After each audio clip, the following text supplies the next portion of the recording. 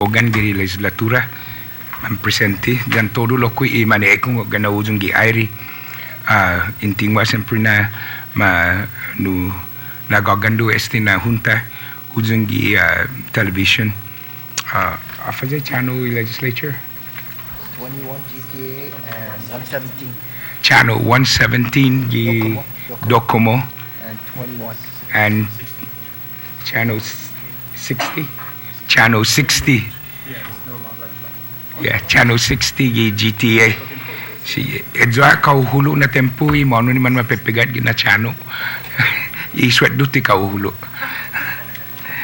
si dos mga si todo samdo ni finatan medyo pa na organ manggagit gwini para ta na italo data impacti informasyon para publiko para esti mamamayla siya na junta ni esti maalok i huntan ni ginagagaw ni layan ni federal dan kuntoy lay i isla ni SDE draft environmental impact statement ginatutsungi SDE NEPA process ni ginagaw i draft supplemental draft environmental impact statement ginatutsungi ni SDE section 106 na requirement gi National Historic Preservation Act za poginia itaymanu pero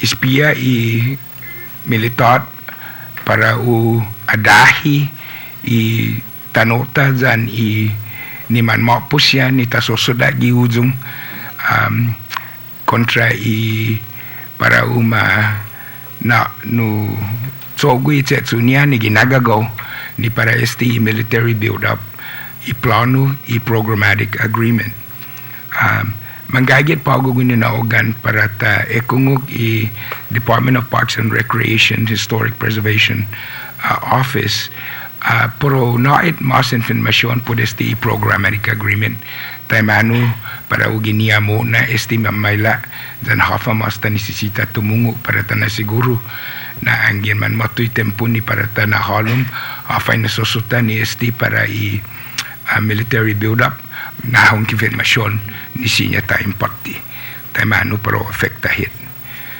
Good morning, ladies and gentlemen. Welcome to this roundtable hearing on the status of the programmatic agreement of the Guam Historic Preservation Office. In March, before I begin, I'd like to recognize my colleagues who are here with me this morning. To my immediate left is the Speaker of the Legislature, Speaker Judy Wampa Borja. And to my far right is the Vice Speaker B.J. Cruz. Next to him is Senator Frank Uggan Jr. Next to the Speaker is Senator Chris Duenas, and Senator Anthony Ada is also here with us. And we thank them for their presence.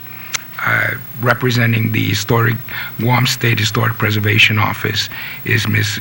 Linda Uggan.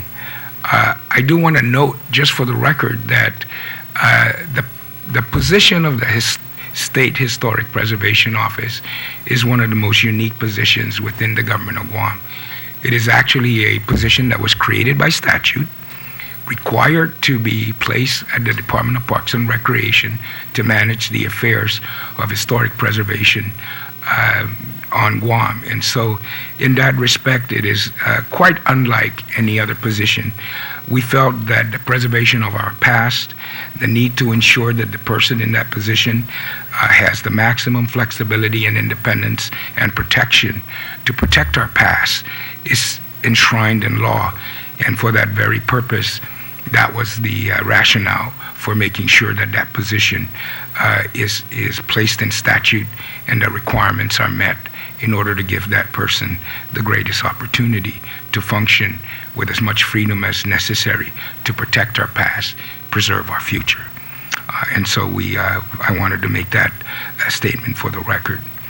In March of 2011, the Guam State Historic Preservation Office signed what is called a programmatic agreement, also referred as a PA, relative to the realignment of the Marines from Okinawa to Guam, with representatives of the Department of Defense, Federal Advisory Council on Historic and the Federal Advisory Council on Historic Preservation. The PA also satisfies Section 106 requirements of the National Historic Preservation Act of 1969 for federal agencies to consider how their efforts will affect historic properties. In the drafting of this PA, there were a lot of discussions, and the ultimate result in the PA was that not only were the federal and the local state historic preservation offices part of the process, but we actually had additional input from the community through invitations, and mainly, I must say, through the work of the Historic Preservation Office, who continually consulted with individual parties in the community for the different work that was happening with regards to historic preservation and projects that affected the community. So as that evolved in terms of additional feedback from members of the community during the NEPA process, they actually formalized almost the public input process during the PA, in that concurring parties were invited, members of the community representing specific groups. And this was a very welcomed feature of the development of the programmatic agreement during the initial NEPA process. The signatory parties are, of course, the United States Navy, the United States Marine Corps, the Executive Director of the Advisory Council on Historic Preservation, the State Historic Preservation Officer for Guam, and the State Historic Preservation Officer for the CNMI.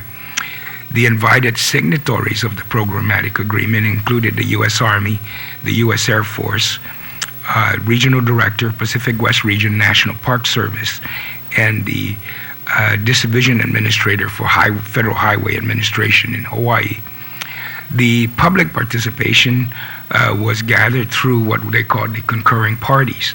And the concurring parties during the development of the programmatic agreement from members of the community included Mr. Frank Shocker from the tribal chairman, Mr. Joseph Cameron, Department of Chamorro Affairs, Mr. Easter Lahi from Fuetsan Famalawan, Mr. Ed Feely from the Boonie Stompers, Speaker Wampat, Anthony Ramirez, who was the museum curator at that time, Joseph Kanata, the chief program officer, Thomas King, PhD, an interested individual, Danny Pagat Jackson, the Magalahi Nation Chamorro, Athea Hartig, PhD Director, Western Office for the National Trust for Historic Preservation, Scott Russell, the Acting Chair, Board of Governors, CNMI Museum and Culture, Ms. Trini Torres, Pilong Magahaga, Tautamona Native Rights, Jose Ujoa Garrido, the Chairman of the Task Force on Free Association, Ramon de la Cruz, the Mayor of Tinian,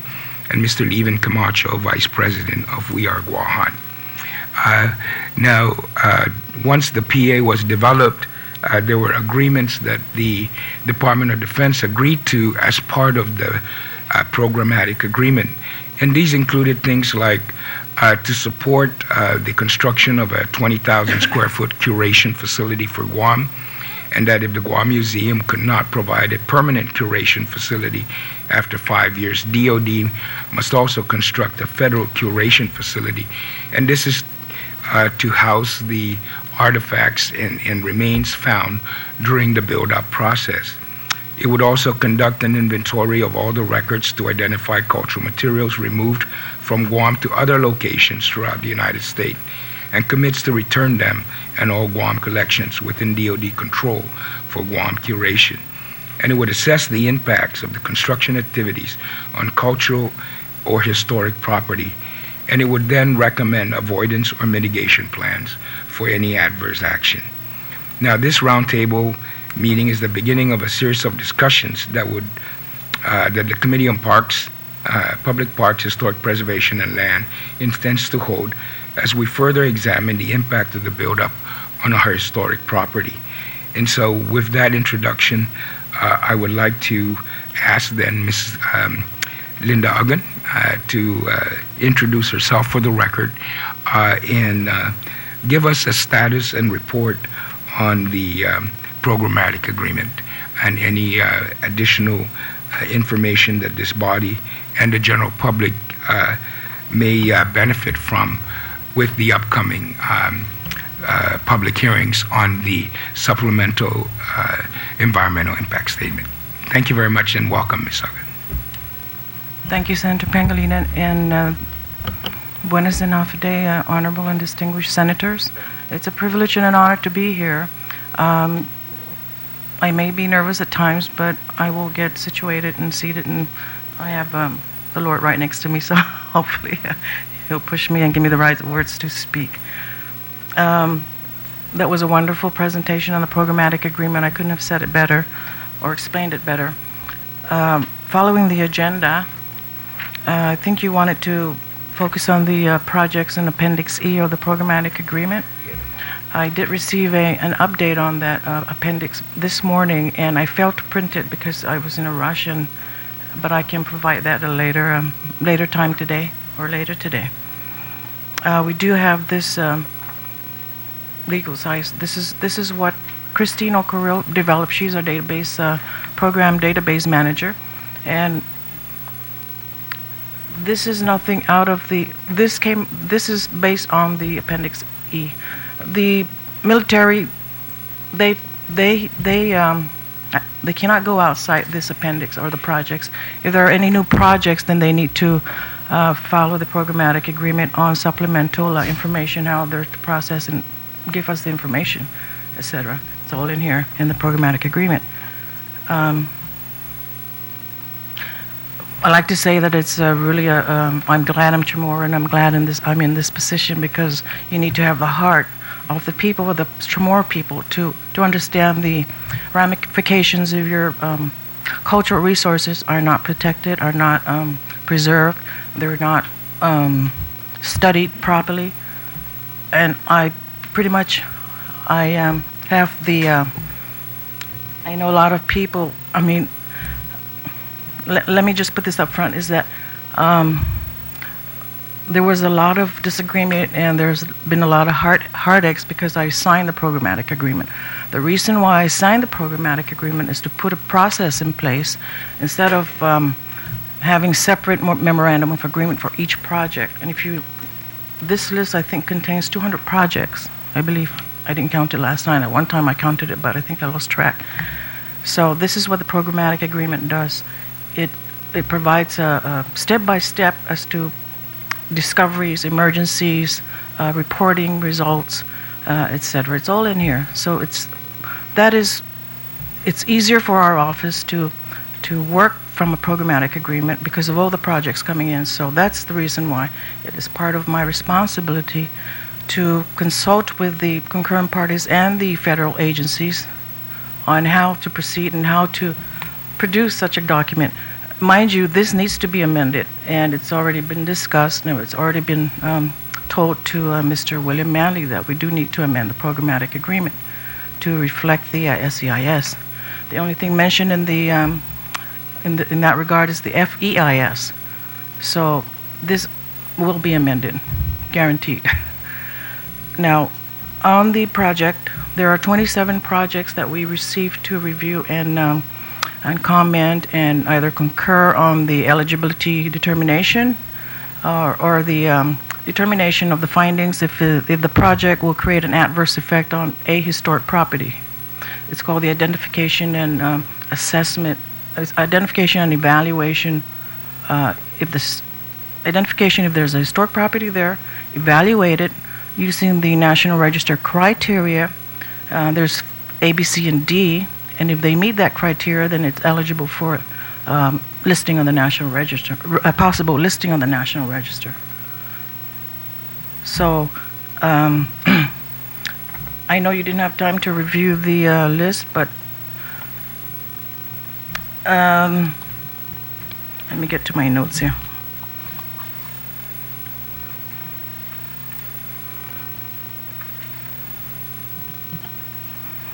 And the assessment and resolution of adverse effects is on page 12 of the PA. we can go straight to the, according to the identification process, 5 projects were considered to will not create adverse effect on historic properties. When we say no effect on historic properties, it's either there are historic properties in the project area, but it will not be affected, or there are simply or just no historic properties. That's what is meant by no historic properties affected. If there is a historic property and the project will create an adverse effect, then they need to resolve that either to avoid the adverse effect, to minimize it, or to completely mitigate it. As we've seen in the case of Pagat, that was avoided. So that resolution was that's one resolution that was already taken care of, avoidance. The rest of this will be mitigated, have been mitigated. I think 4 projects, if you look at your appendix E.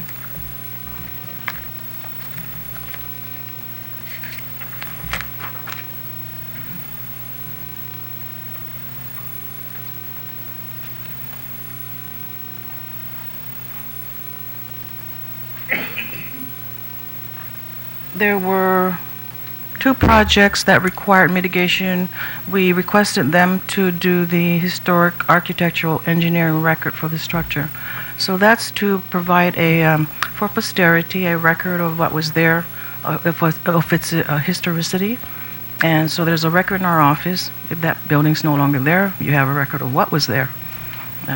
So that was, we have it's called the HAER. So that was mitigated through that process. And where was that? Anderson Air. This is your. I didn't have time to look at this. She didn't correlate it with the project numbers. This is the Anderson Air Force Base North Ramp. Okay. So on the North Ramp project, there was yes. an identification of an historic site. Yes. Okay.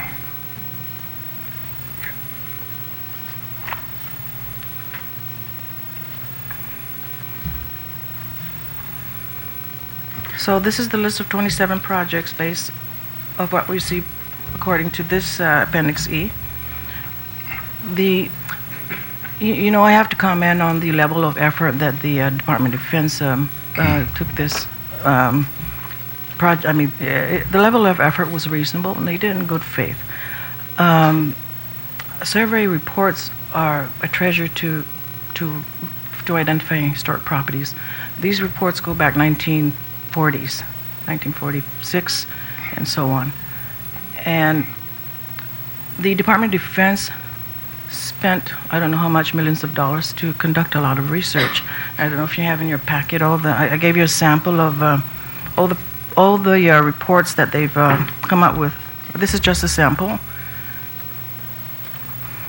And I think they've done a reasonable and good faith effort in doing their surveys and identifying the properties. Their reports are pretty thick. And in that report, it lists all the sites. We give them numbers. If they're historic properties to us, can be World War II foundation pad, it can be a fortification, it can be a scatter of pottery scatter, it can be anything that we feel that needs to be identified in that area. So in a project like building a house, or burials for that matter, so we have a record of that. So if you're going to build your house, make sure there are no barrels in the ground, or you'll be building on top of barrels, or you're going to have to spend to mitigate that action. The programmatic agreement governs the projects, as you mentioned, that are identified as being required under the NEPA process and under the plan for the relocation of the Marines to Guam. You mentioned 27. Is that the number of projects that are now either active or have been completed to support that realignment under the 2011 programmatic agreement? Is that the number of projects that have been authorized, bidded out, and have been are either in progress or completed? Either they've been completed, they've produced the mitigation effort of a document, these projects, I understand, they need to be funded. So, yes, you're right. I mean, yes to that. Okay. It's, and either they're still ongoing, they're probably in some respect or some projects, they need to submit a mitigation plan, the final archaeological survey report, and some are still ongoing. Okay. Yeah, of the 27. Some have been concluded and have been already. Can you describe the process that you take in your office when you get a project request by the JICPO office or whichever office handles these projects? Can you describe the process? What is submitted to you? How you go about the evaluation, et cetera, and what is the final outcome or decision or action by your office in order for them to proceed with the project as having complied with the programmatic agreement in Section 106? Well, we'll stick with this example of the North Ramp. Okay. We receive what is called a summary memoranda, also known as a programmatic memo or PA memo, excuse me, and it's outlined in the agreement. We receive the document, and there's they need to provide the identification effort, the project, what is the project, describe the project, attach all the necessary documents, maps, whatever. We need to give a thorough review, to conduct a thorough review. So they've got the identification and evaluation. They've identified that indeed this project will create an adverse effect. We've identified that there is property here. This is a historic property. Our project will create an adverse effect. So they've identified that, and they ask for our concurrence. Do you concur that the adverse effect will be created by this project? So we reviewed all the documents. And this PA memo is available on the CRI website. It's always there on the website for the public to inviting comments from the public and for them to review. So I don't know if the public knows that, but it's there on their website. All the PA memos are supposed to be distributed to the CRI website. Can you describe that just so that we can kind of get that I've been there twice, and it's not really to me. It wasn't friendly the first time I tried. You just need to keep pressing continue, and it gets you to the page. Have any of you tried because I think the programmatic agreement is there, and the SEIS, and so it's the cultural resource. It's a CR. I don't know and they launched it, I think, about a month after the programmatic agreement was signed. They were supposed to launch a website accessible to the public. Okay. They need to make it a bit more accessible to the public. So that needs to be ironed out. So we reviewed the document, and we concur, yes, your project will create an adverse effect on this historic structure, building, or if it's a LATI site, if you can build water well here, excuse me, but you have 16 acres of LATI set with probably 18 loose zones.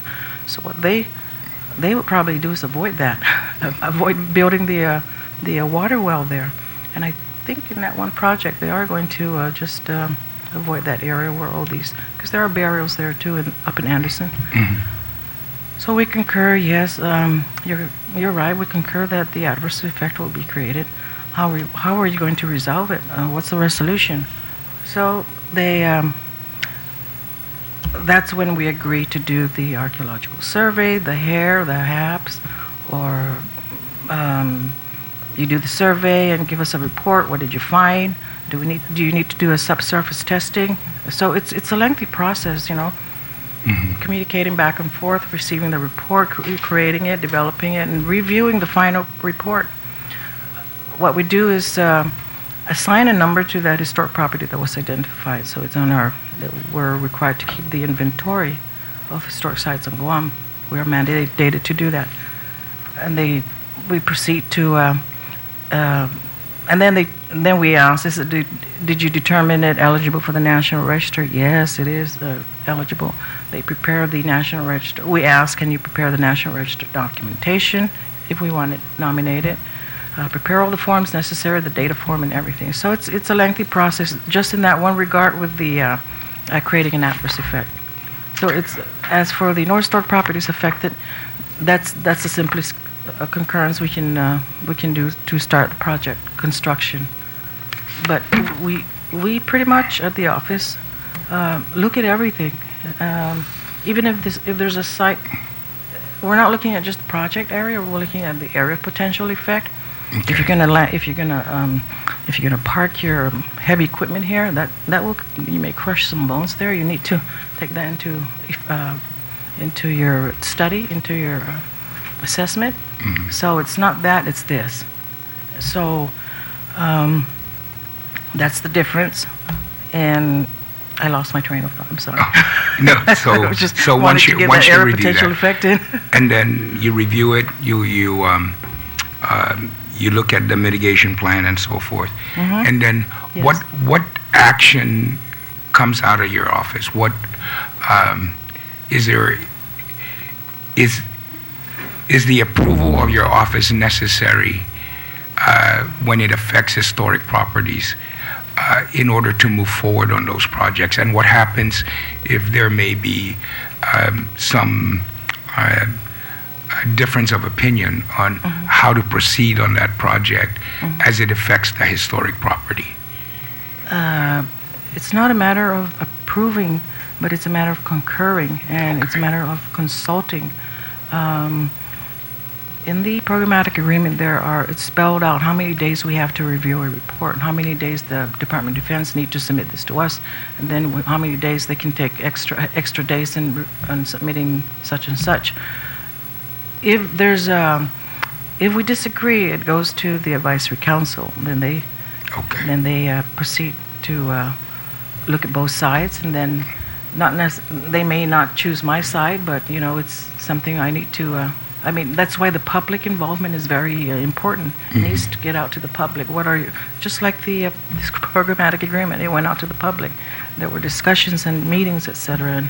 And it's a document that I think was worthwhile. And the advisory council, that's the National Advisory Council? The Advisory Council on Historic Preservation, federal, yes. That's the federal. Yes. And the process is outlined here too, and what they. So they become the mediator, basically, if there's no concurrence between. If there's a disagreement if I don't concur and they say no, you're wrong, and I'm saying no, we're not. Then we go to the Advisory Council on Historic Preservation. Yes. So I think we're familiar with that because during the draft EIS, there was some discussion of taking the decision. I think it might have been PAGA taking that decision to the Advisory Council, correct? Was there some discussion, I think? They've been involved throughout the initial stages of this development, the development of the PA. Yes, and we've done teleconference. This started before, a long time ago, maybe in 2007. We've even, thank God that when we wrote a letter, and Senator Morrison was the director at the time, to the Federal Preservation Officer, the Navy Federal Preservation Office Deputy, Dr. J. Thomas, in 2006 to hire, because we knew the build-up was going to happen. We knew in advance. So we told them they didn't have a cultural resource manager in place full-time. So we kind of threatened them, you need to get one. It's your law, 110 says you need to get out a plan and how are you going to treat these properties on your federal land. So they did hire one full-time. Okay. All right. So I'm grateful to that. Okay. So there's now 2 archaeologists, one that handles, Ronnie Rogers, and Lon Bolgren, I think, is the one basically that is responsible. I'm pretty sure, correct me if I'm wrong, I don't know. Ronnie Rogers and Lon Bolgren are the qualified, under MPS standards, very qualified archaeologists. All right. Speaker Wampa, did you have any questions on the office and the process involved in? I just want to make sure. When the National Advisory Council came on board, was it at the request of your office or the governor's office? Our office. Your office. Yeah. And as part of that, putting them in place and bringing in the management team, the you said two archaeologists were hired. Are they hired to assist your office when these projects come before your office as part of the programmatic agreement? No, they're hired to prepare the documents to submit to our office, the project PA memos and anything that's required. They're not with our office. So they're not. They don't they're help our hired office. primarily then to assist the military, Yes. but not necessarily to assist the government, the local government, Right, in right. defending some of the maybe disagreements or non-concurrence of Right. an adverse effect. You're correct, Senator. Thank you. We did, in the programmatic agreement, they are trying to, they're required actually to provide one stipulation there to give our office a liaison for 20 hours a week. And I believe some were or in the process of being hired, but they denied, I think 2 or 3. And that's been a long time coming because we need the help up there. We've received some documents that were not to our liking, and it will really hamper our time effort there. And what this liaison would do is check over the documents and see everything is in there to give us a complete, our state archaeologist, John Mark Joseph, is very particular in what's in the document or the report.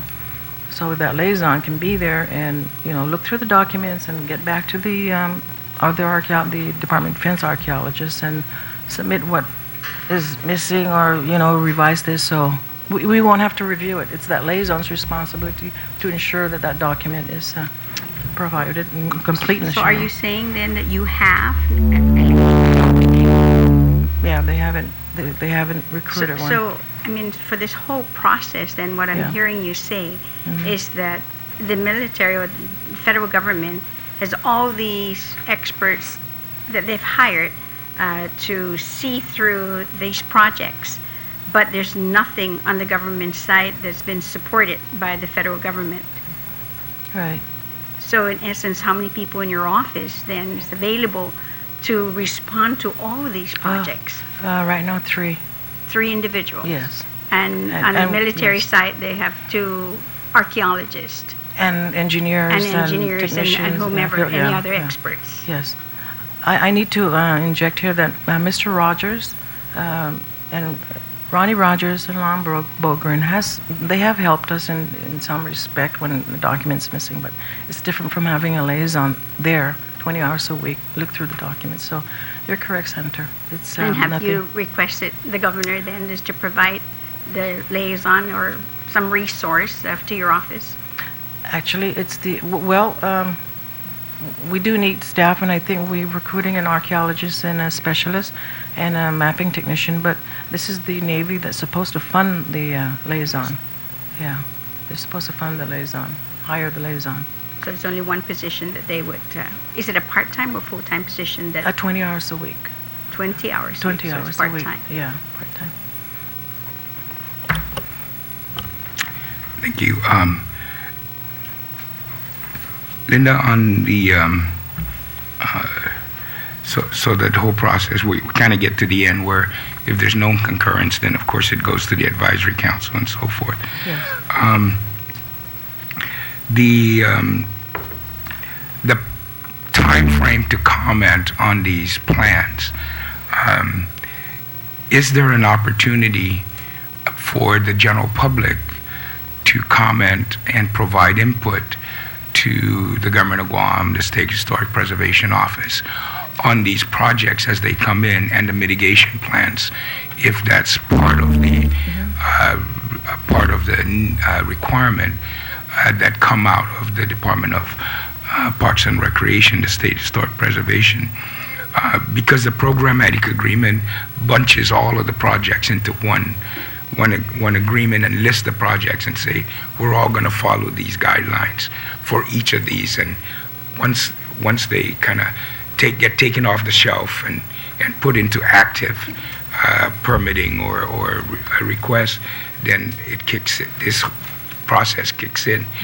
Is there an opportunity, and would you recommend an opportunity, much like the PA agreement, for the general public or concurring parties or whatever we want to call them to provide the public input in terms of what could be presented to the federal government with regards to concerns based on the effect that their plan has on historic properties and the effect that and the mitigation has and whether or not it falls short or so forth.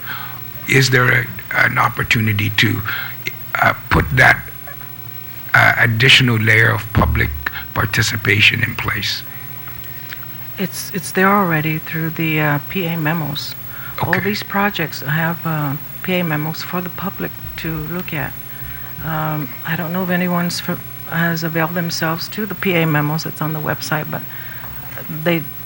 that's required. You That- need to invite the public to comment on, especially the adverse effects on historic properties. Or somebody may disagree on no historic properties affected. Hey, no, I know of a site and they missed it in the survey, so they need to go back and resurvey and document that.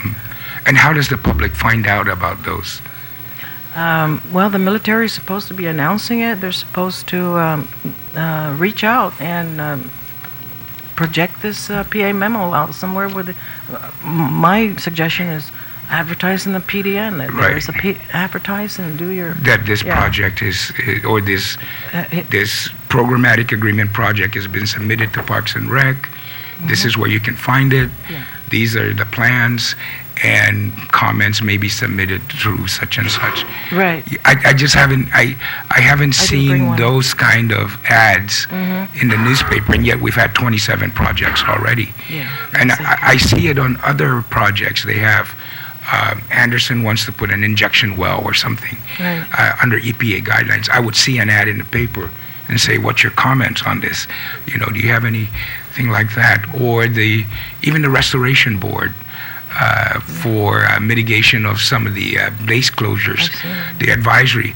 I would see an ad. The Restoration Board is meeting to discuss this issue. Public is invited. Comments will be accepted. I know because I used to attend several of those meetings.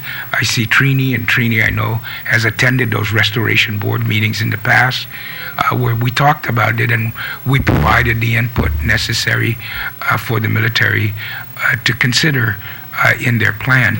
So I haven't seen that kind of effort or openness or invitation under this programmatic agreement build-up process. And perhaps that's something then that we can talk with our military partners about. Right. How, you know, while it's there on the website, if it just sits there and doesn't reach the public, we're not fulfilling the spirit of what is the programmatic agreement in that respect.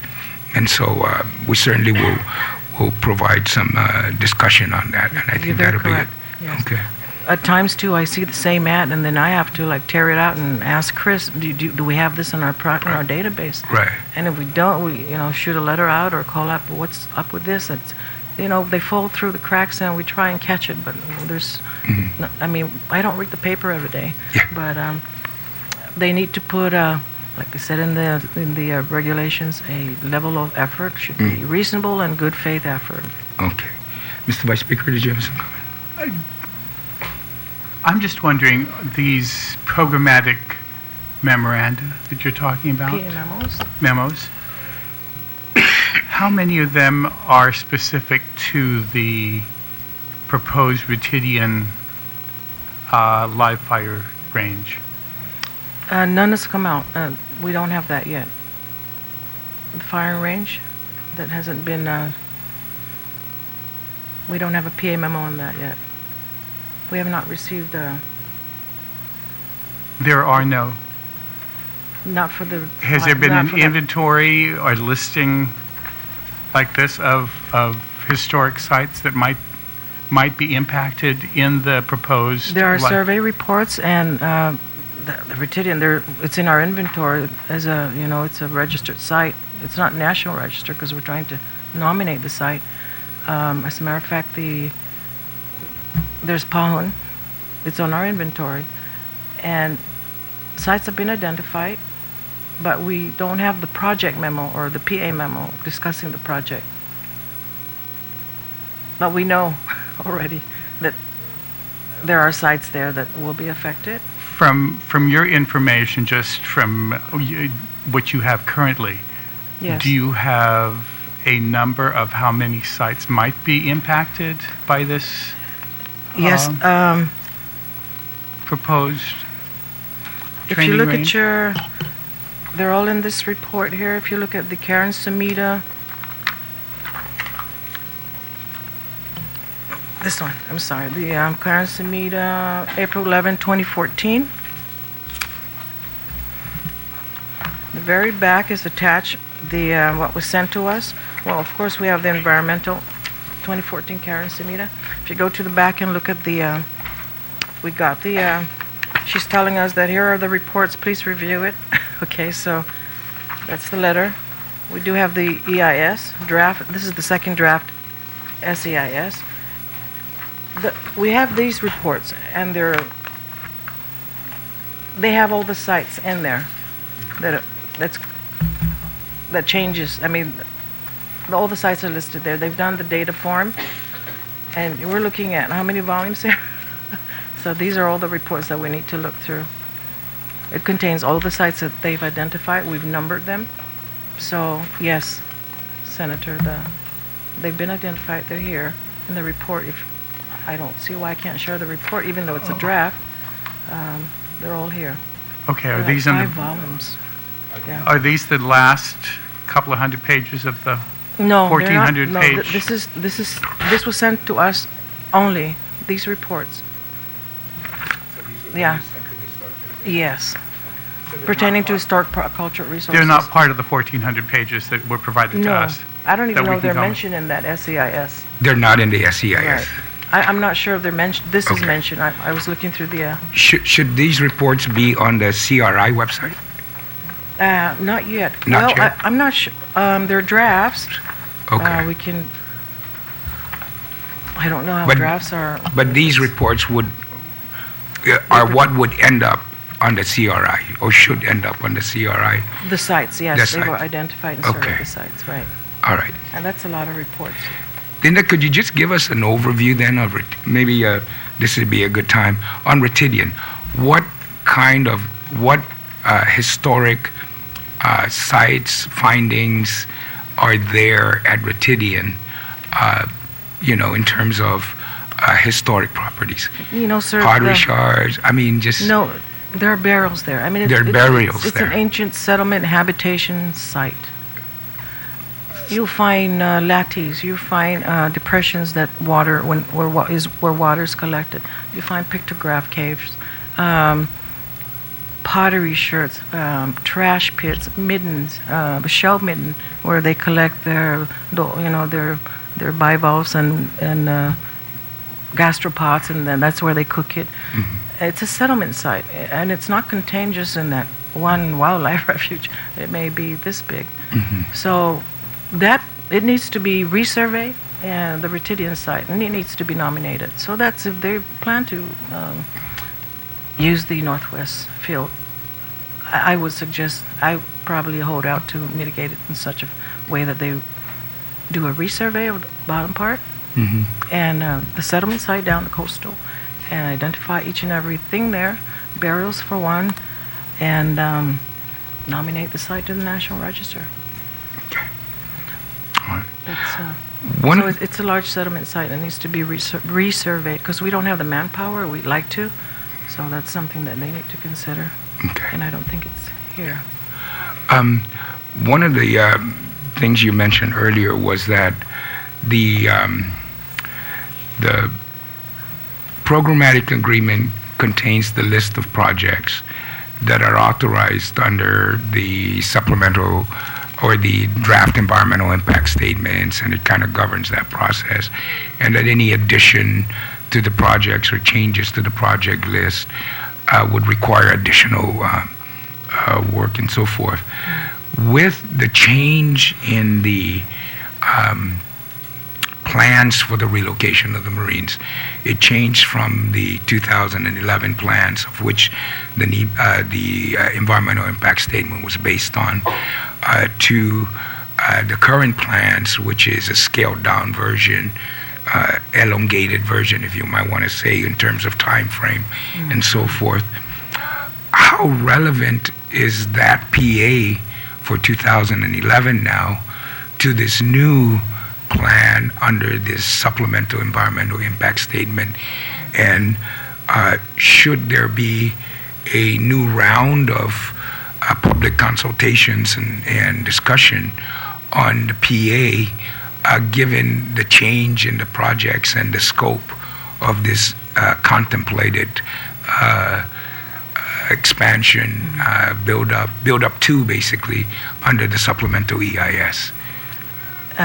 It should be very relevant, but I'm going to highly recommend that to be maximally or very, very relevant. It needs to be amended to mention the SEIS and everything conducted under the SEIS, and the discussion should ensue with the entire public if the amendment happens, and I think it will occur. I mean, yeah. Okay. So it should be relevant, but the amendment will make it very, very relevant. But it has to be amended. I believe so. Please. Okay. Senator Donates? Thank you, Mr. Chairman. I think in that context, I think it's a little bit important to get some more information from you in terms of the programmatic agreement being signed off on 2011. What was the backdating to that? When was it ensued, and leading up to 2011, how did we get there? I think in 2004, well,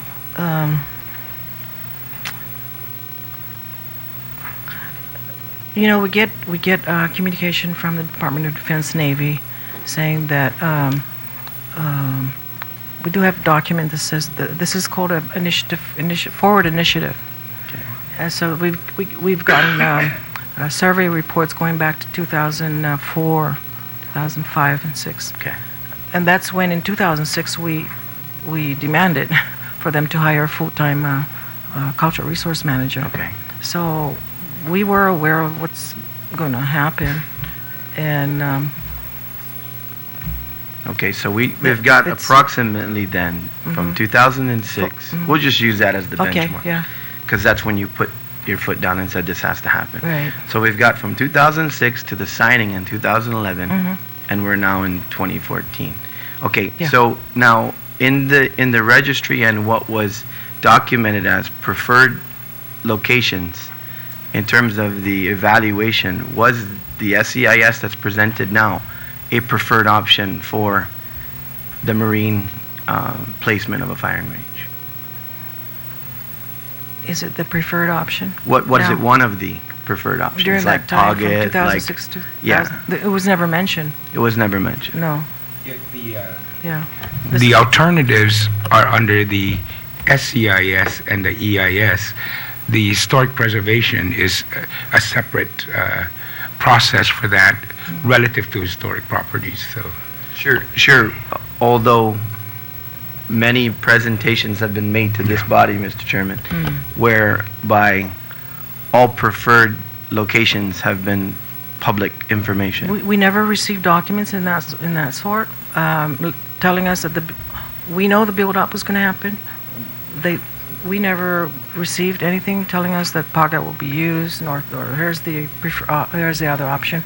Not until the FEIS came out. So what would have been the purpose then? Would it have been just for documentation purpose? What would have been the purpose to accumulate and document the historical sites contained in Ritidian to begin with?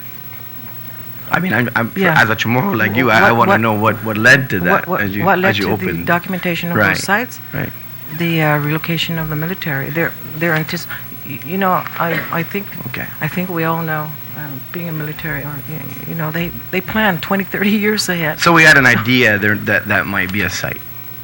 Not really. because it was part of the wildlife overlay. So, and all the work that's been going on there, kind of, they document things as they find them along in the projects. And so they just kept adding new findings, new concerns, and so forth. Okay. We started with, I think, Finagajan, or Finagajan. what is that? The site there that, and they and then they move over to Pocket. Okay. And then we wrote about that and said, move it over next to the golf course. Then they wanted to do in the Finna area. I mean, they were looking at the Finna area. and we Okay, so said, this is all in the yes. context of Mhm, the the- anticipation of where this right. might happen. Yes, Okay, I just want that for for the record, so Yeah. we can show our people that we've been working on this, as we go. It's not just the SEIS landed, boom. No, right, right. It's we've arrived, and we've got 30 days to determine, 60 days or 90 days to determine something that we've been looking at for the years prior, knowing. they have, yes. Right. So then I guess just fast forward to today then.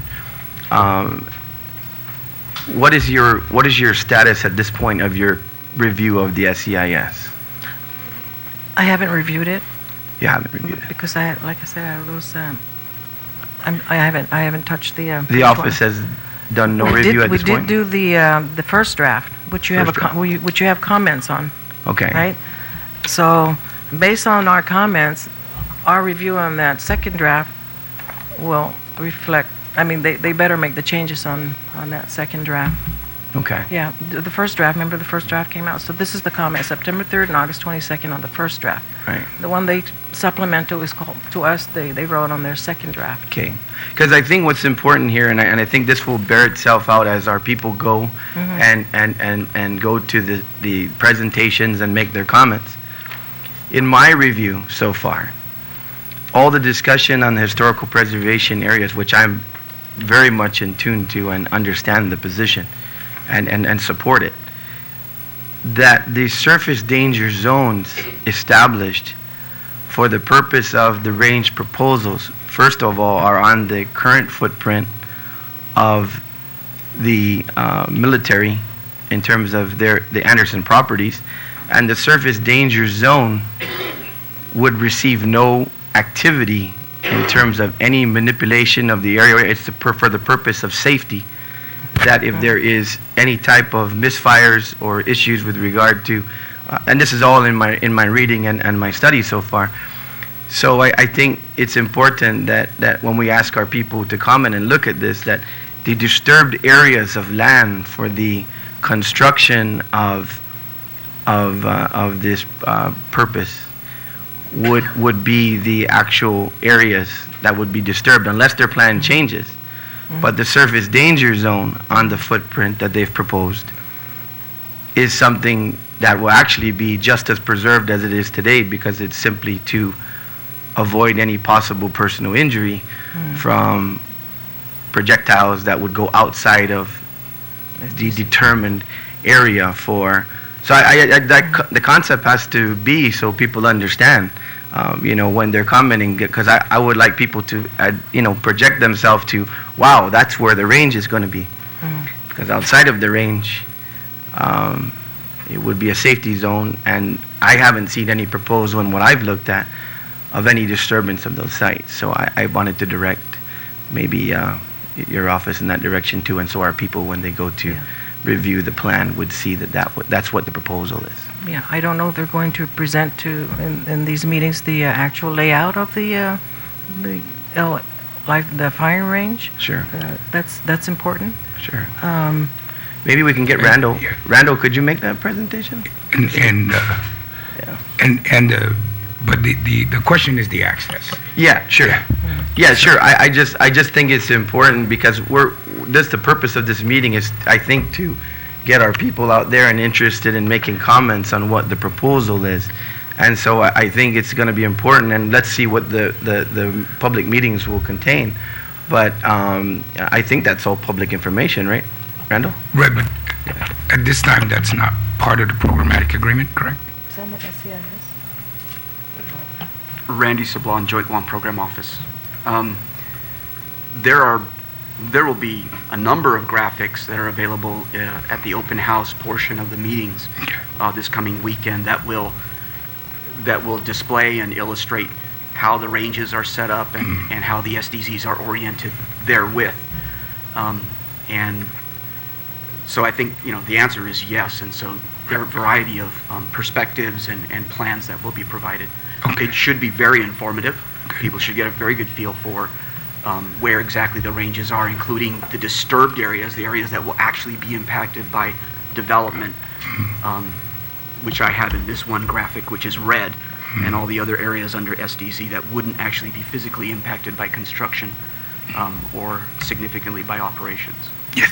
Mr. Chairman, can you Yeah. share with us how many historical sites preliminarily have been identified in either the impacted location of the firing training range or the SEZ? Yeah, so let me just walk back a moment here. I think there was a little misunderstanding with regard to the project listing versus what is documented in the EIS with regard to sites. The EIS does identify sites that have been surveyed by the Department of the Navy for the purposes of explaining impacts, going through the analysis, et cetera. So that's actually in the draft EIS, and when you review that, you'll see the listing. And I don't know the exact number, but I'm thinking 27 comes to mind. Yes. There are about 27 that would be directly affected by the development and operation of the live fire training range. And they fall into various categories and potential mitigation. Yeah, but we're talking about the entire build-up here that's governed by the programmatic agreement. Oh, I thought we were referring to the range. For the entire I don't know. Oh, It's sort of in a different, the draft EIS is broken up into an analysis of the impacts of the live fire training range in one chapter and those associated with the main build-up, cantonment the or the main main con- base. Okay, I was referring to the live fire training range. okay, all right. Excuse me, on that SEIS, has anyone, because they break out in socioeconomic and biohazardous. Did you come across cultural resources? There's something. There is? But then you Yeah. identify. Yeah, I can actually Because identify I- the sections for that. Okay. I have it here. I have the table of contents with me as a quick reference guide, Okay. but it's in there. Senator Elgin's question? Okay. Yeah, but I guess the question was more or less, okay, you got two separate extended sites. One is the range itself and the area that will be disturbed versus the SDZ. Now, within the range that is projected to be, should the firing range be located at Northwest Field, how many sites have been identified that could conceivably be directly impacted? I think it is, I'm Out of the going to look 27. at Jen Farley, maybe she can help me. It's 27, isn't it? No, out of the, I don't know the exact number, but that's the approximate number that I remember too, as well, Randy. where the actual construction will take place? Yes. 27, okay. Right, and just to clarify though, some of the size of the sites varies Yes. significantly, so some sites you might have a small artifact scatter, others are larger, so they vary quite significantly. Okay. And so there's different categories of impact, those that are direct, indirect, and so those are documented. But a more explanatory document that would have all the sites is Those reports? Those reports. These draft reports? Okay, all right. Mr. Chairman, if I can ask both of them, in the 200 original list of proposed adverse affected sites, the 27 that we're talking about now for the proposed Retidian site, is that on the list of the original 200 and some? It couldn't possibly be on that list because it's a new alternative. But the Thank answer you. is no, it That- just, those would be something that we have to roll into the programmatic agreement, and she recommended that there's a process to do that. So that list would be shuffled and updated, and we'd have something that pertains exactly to that action. That was the answer I was trying to get to, Mr. Chairman, was that this is a completely new site that was not in any of the previous DEIS, SEIS, whatever. This is completely new. So these 27 new sites are 27 new sites because this is a new proposal that we had not discussed before, and therefore we need to have 27 programmatic memoranda to review those 27 sites to make sure that the impact is addressed, avoided, or mitigated. not necessarily 27 programmatic memos, PA memos, but probably one document to include the 27 sites, probably going to be a document. Yeah, It no, could- I understand, but those 27 have to be addressed, Oh, because I sure. think earlier, Yes. the inference was that we've been working on this and that we should have known this. No, this is, as Randy put it, this is a new preferred site for the live fire range. So when we looked at it in 2008, 9, 10, and 11, we were not looking at Retidian facing, northwest field over Retidian. Right. There was a little site in Anderson, maybe, but this is not the same site. So this is a completely new site that everybody needs to address. Right, and Can I it's add kind of something like, I kind of characterize it as, in the 2011 process, the military came and said, look over there, because we're going over there. And so we looked over there, and then they came back and said, well, we got to redo the whole thing. We're not going there, we're going there. And so now we got to look over there. But it's not like, well, you should have known about this, and you should be okay with this, because it's all part of that whole discussion. It wasn't, and that's the same thing our Congresswoman's doing. She's like, well, in order to look over there, we'd like to look over there through the NEPA process, through the Section 106 process. And the proposal by our Congresswoman is saying, no, we'll just let the memorandum of understanding between the two parties figure it out. And I don't think that that's the right process to proceed with. The right process and the beauty of the programmatic agreement is considering those new sites, 27 or whatever the number may be. That process is detailed in the PA. We have a framework, a way to work with the SHPO and the other parties to be able to go through that process, because if you remember, the live fire training range was deferred. So Yes. it's fully anticipated in the agreement amongst Yes. the parties. And that's the great thing about that, is we're not have to start from sort of ground zero to do that. We have a framework. Or we to work could. together. Yeah, Mr. Chairman, I think in fairness, that's what we're getting to, the protocols. And that's what I was asking. The protocols are in place. We've been through this. In fact, the protocols obviously are so stiff that it's already been looked at a lot of these places. So it's good. I mean, it's good to know that. Well, Linda said they've identified several. They identified that Retidian contains historic sites, Right. but they have not identified the fact that we're going to put the surface danger zone there. Do we agree that the protocols are in place and that's why the PA was signed? Yes, but outside of Thank you, Mr. Retidian. Chairman. That's what I was trying to ask. Outside of Retidian, and that we need to then do one of two things: fold those projects into the PA through an amendment process, or, as the Vice Speaker mentioned, in other times, every single individual project could have its own PA, which is cumbersome, resource rich requirements, and et cetera, et cetera. So there's all those considerations And with so it. the NEPA process is dovetailed with the requirements under the PA and the National Historic Preservation Right. Act, so that as you do the analysis in your NEPA document, all of this comes to light and is documented.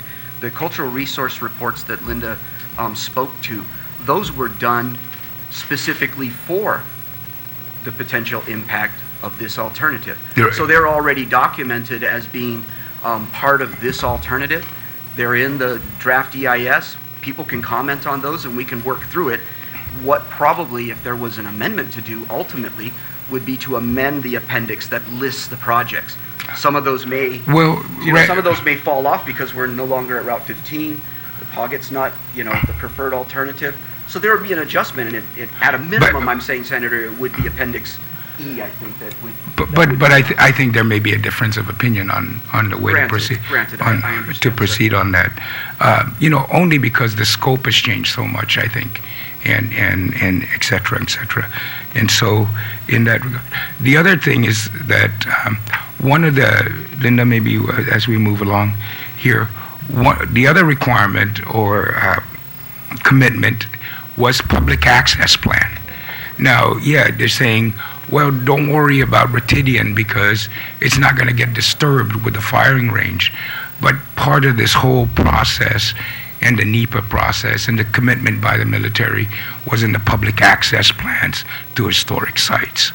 And so, in that respect, can you give us maybe an update on the status of public access plans to these historic sites what were the commitments made and where are we at with those commitments? Okay, I can give my side of the discussion on the access. And we gave in 2011, July 2011, we gave Mr. Peter Lynch a list of historic properties that we'd like the public to access. In the Department of Defense issued requested comments, invited the public to comment on the public access, which they received numerous comments on. A draft was provided to a group in August 2013. Our comments were provided, and we're now at this point waiting for the, I guess, draft final for public comments. And I think Ms. Jennifer Farley can speak more to that because she's really involved in the producing this document, a draft that is. Sheila? Yeah. So Yeah, so Ms. that's my involvement. She's Yeah. intimately yeah, familiar with the estimate. there were what do you call it? Kind of a public access plan as part of the original that was kind of finalized based on the public comment, and The draft. now are there changes to those plans? I don't know. The only copy I have is the one last August. Last August. Yes, and yeah, she'll be. Yeah, I think there'll be one for the meetings. I mean, there's a meeting going to happen on May 22nd for the invited signatories. So I think there's going to be the final draft access plan will be discussed according to Mr. Manley, I believe. Yeah. One of the commitments made by the Department of Defense was that the public will continue to have access to these historic sites. There was a list that was sent by the Department of Parks and Recreation, State Historic Preservation Office, listing sites, historic sites that are currently under federal control, in which we requested as part of the PA and as part of the public access plan commitment that these will be granted, access to these will be granted or considered to be granted. And those lists were submitted. And then we had a draft access plan or an access plan itself. And where are we? What's the status of that? And have there been changes under this new round of SEIS considerations that affect that public access plan? Sure. So the plan Please itself. identify yourself for the Sorry, record. my name is Jennifer Elke Farley. I'm the Environmental Program Manager for NAVFAC Marianas that specifically works on the implementation of the programmatic agreement with Linda, and as well as other commitments for consultations for the marine relocation.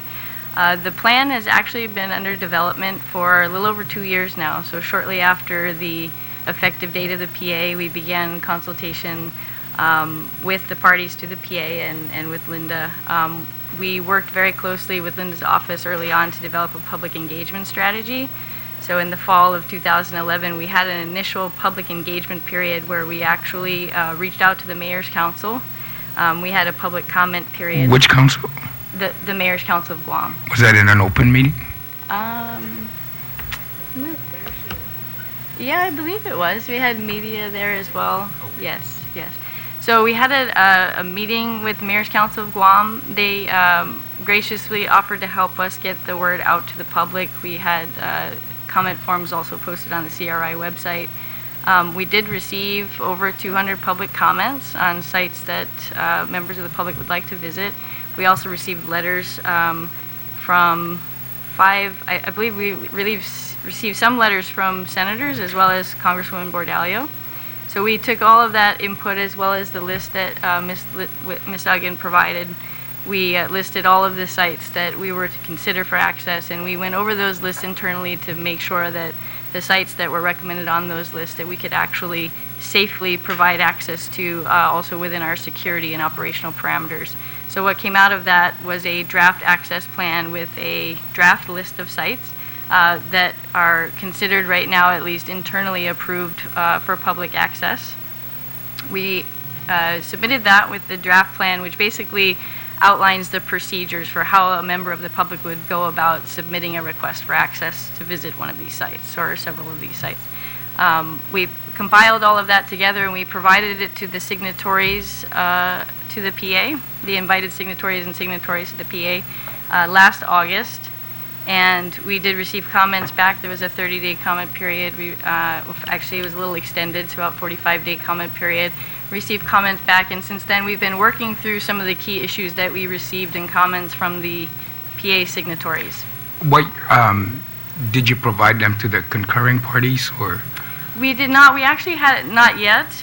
We had a question regarding release of some of the site information that we hadn't resolved. But if I may, sir, I'm going to get to, there will be another review cycle.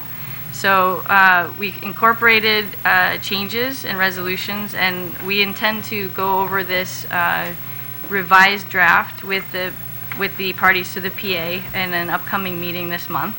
What we want to do is try to make sure that we've appropriately resolved all of the substantive comments that were provided by the signatories. What will then happen is if we agree amongst the parties to the PA that this plan is sufficient for public review, it will actually go out for a public review period shortly following that. So we anticipate that sometime this summer. Jen, these are sites that are currently accessible? These are sites that are currently on DoD property, so not actually accessible to the public, but historically DoD, both bases have had sort of their separate processes for allowing the public to visit sites. The purpose of the access plan really is to consolidate that process, make it a consistent and easy to follow process that everybody understands and provides a more regular basis for access. So the PA is a protocol, but this is something that is not necessarily because of the buildup. It's sites that are currently not visitable anyway. Right. So. The sites are not necessarily associated with any of the alternatives or anything like that. They're Okay. just sort of scattered across. So this may DoD be a properties. result of the programmatic agreement Right. and heightened relations. Right. Right. And so, like, as I mentioned, there were processes in place previously. They, the purpose of this commitment was really just to work collaboratively with the State Historic Preservation Office and with the public to come up with a consistent process that the public could readily follow, and then these plans will be published in the local library and other areas where people can easily access them. Okay. But is there any reason why you didn't include, in drafting the PA and so forth, you had these concurring parties? Is there any reason why you're not kind of bringing them along as an interested party, which they've demonstrated, and the military in the formation of the PA had determined were also beneficial to the whole process? Why at this stage they're not being brought along, they're being kind of put off to the side, and only the signatory or the parties are being consulted? The intent certainly is not to leave anybody out of the process. As I mentioned, we had a question regarding release of some of the site information that we didn't quite get resolved before we pushed it out to the signatories to the PA. So there was no intention necessarily to leave anyone out of the process. It was just sort of where we were in the process at the time. So there is more engagement to come. Are there changes being proposed to the original access plan? There is actually no access plan in place right now.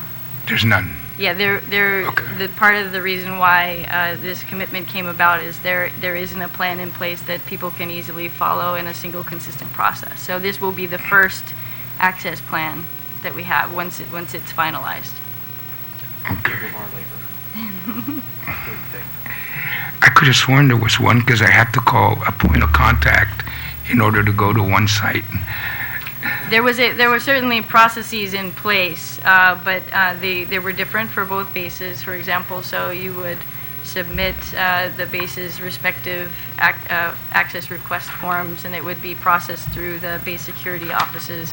It just wasn't a process that was consistent or publicly available previously. So there wasn't necessarily a plan in place, but there was a process in place for each base previously. If I remember right, this was actually the submission from We Are Guam.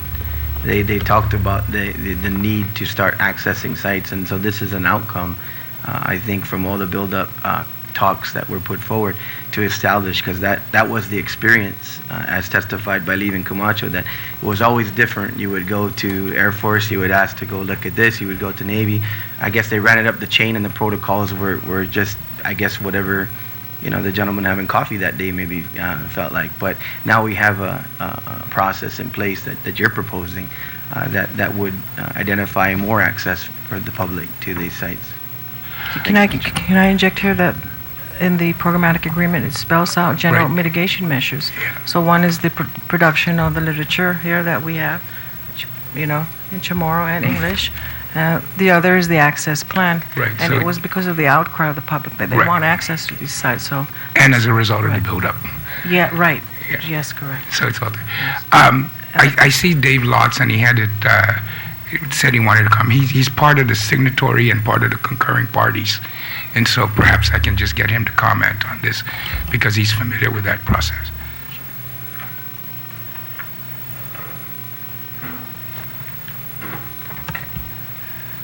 Thank you, Senators. I've played many roles in this over the years.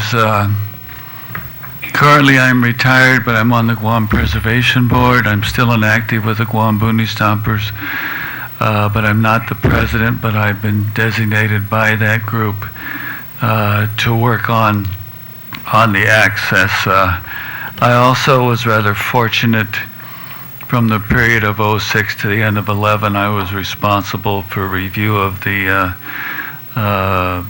numerous environmental impact statements, including the original buildup, as Conservation Resources Chief at Anderson Air Force Base. I commend the statements of Jen for at least pursuing this. However, I must state that this is clearly going too slow, and it's actually gone backwards. Guam Boonie Stompers had access to military bases for organized hikes for decades. And even during the time frame of the controversy around the buildup, we worked quite closely with the public information officer at Naval Station, and it was rather simple, just to cooperate on giving a location, a date, submitting a list of personnel that want to go on board with their SSNs for security clearance. That was a very simple process. Last November, I attempted to secure access for Guam Boonie Stompers, hoping to go to locations. In February of this year, after clearly some uncertainty from Joint Region, I was finally told to make contact with the public information officer, who at least initially indicated he was trying to help to get somebody to go along with us. Even though the decades before, we just went on our own. During the buildup, we had controversy. We had some escorts who became more friendly than just escorts. I clearly didn't see a need for escorts for our group. And I questioned their questioning our reliability. I think that's a rather disservice to the community. But in addition, when you have rotating military personnel, new people come on board and they pick up with incomplete information on the history of this subject and many others. And my initial reaction was, well, the plan is not in place, therefore you can't have access. And, you try to explain to somebody that, well, you've had this access all along, but you're getting bureaucratic resistance to it. And I will go back to when I saw a draft internally when I was at Anderson Air Force Base. The comments were requested internally. So I was rather annoyed, and I said, whoever wrote this just doesn't want this to happen. I think it's becoming, the drafts I've seen are clearly too bureaucratic, and I think it should be a lot simpler. But I don't see that. And I think it's really a great tool for the military to become a working partner with the community. Now, I want to mention a couple other things in that regard. One is the current supplemental environmental impact statement more or less discounts public access, and it says public access to recreational resources on DoD lands on Guam may be affected by development of Joint Region Marianas Access Plan, which was a commitment to the 2011 programmatic agreement, kind of a vague statement of a non-commitment. And then when you look at locations where people want to commit within this programmatic agreement, it just talks about the only access is by military personnel and their guests. So the aspect of continued, or I will say continued, I'm not saying new because there is an interruption, but there was access. I don't see that being put forth in this 2012 new environmental impact statement.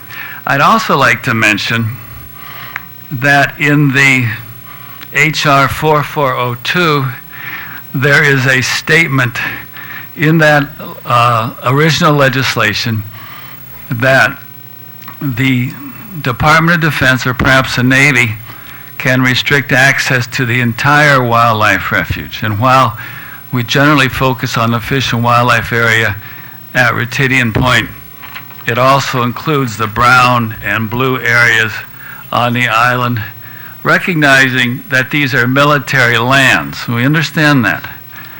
And while it may be remote, this does include Mount Hamujimanglo, is military land and remote to the fact that it might be closed. But keep in mind, there is always that threat, and I think the community should ensure that area is open all the time, and not just more or less giving token openism on Good Friday.